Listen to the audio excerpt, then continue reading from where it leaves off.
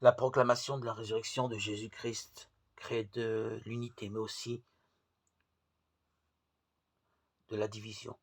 Régulièrement, le message de Jésus-Christ dans les évangiles, cette proclamation de la résurrection de Jésus-Christ crée de l'unité parce qu'elle montre d'abord un seul et vrai Dieu et que nous sommes unis dans la même foi et la même espérance. Ce que nous dit Jésus d'ailleurs dans l'évangile, lorsqu'il dit qu'ils deviennent ainsi parfaitement un, afin que le monde sache que tu m'as envoyé, que tu les as aimés comme tu m'as aimé. Cette unité passe aussi par la proclamation de la bonne nouvelle. Père Saint, nous dit Jésus, je ne prie pas seulement pour ceux qui sont là, mais encore pour ceux qui, grâce à leur parole, croiront en moi. Témoigner ainsi de Jésus-Christ rapproche les disciples entre eux et les unit à Dieu le Père et à Jésus-Christ.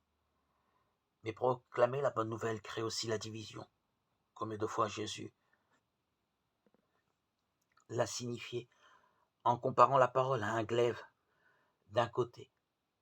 Proclamer la bonne nouvelle resserre les liens des disciples de l'autre. Cela crée des tensions vis-à-vis de l'extérieur. Il suffit pour cela de regarder la tension persistante au Conseil suprême de Jérusalem après que Paul a été arrêté. Ce passage des Actes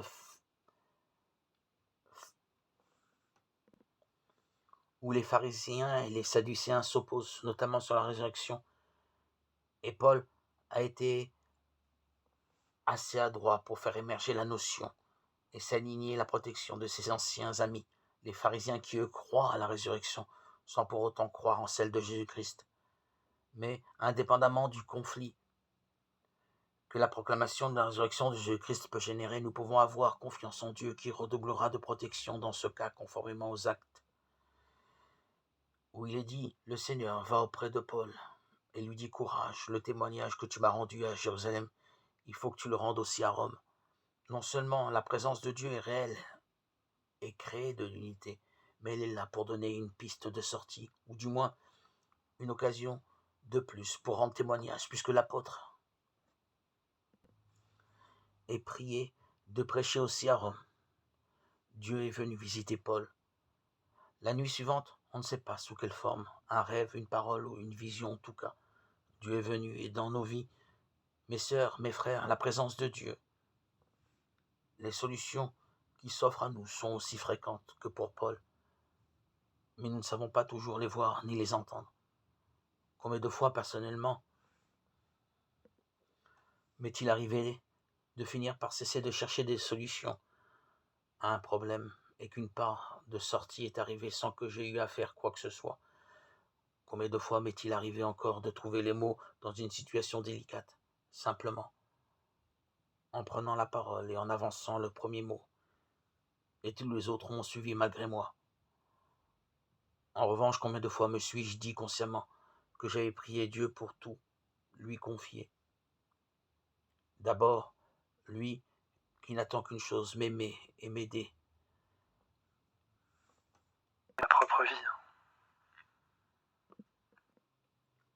Si j'avais à parler pour la dernière fois de ma vie, c'est dire l'importance de mes propos et leur solennité. Eh bien, je dirais que Dieu est là pour chacun d'entre nous à tout instant et pour chacun d'entre vous. Il veille sur nous car il nous aime, comme un amoureux n'attend qu'une chose, c'est qu'on le regarde à notre tour. Tant de signes existent dans notre vie de sa présence. La plupart de ces signes se concentrent dans un état d'esprit qui nous donne par son esprit à lui, pourvu que nous lui remettions notre vie en le priant. Et la prière est vraiment le moyen d'accéder à sa présence, ce que n'a pas cessé d'enseigner Jésus aux apôtres jusqu'à la dernière nuit.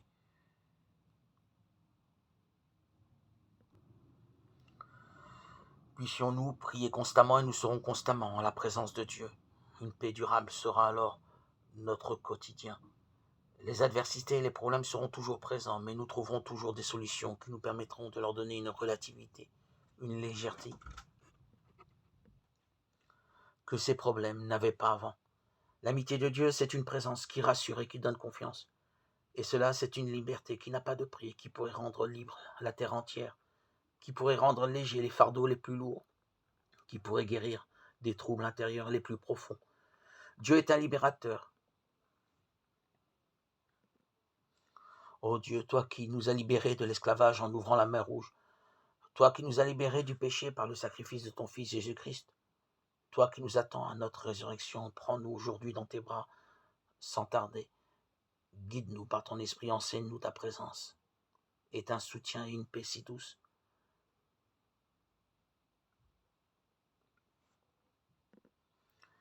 Et ton amour m'entoure chaque jour, à chaque instant.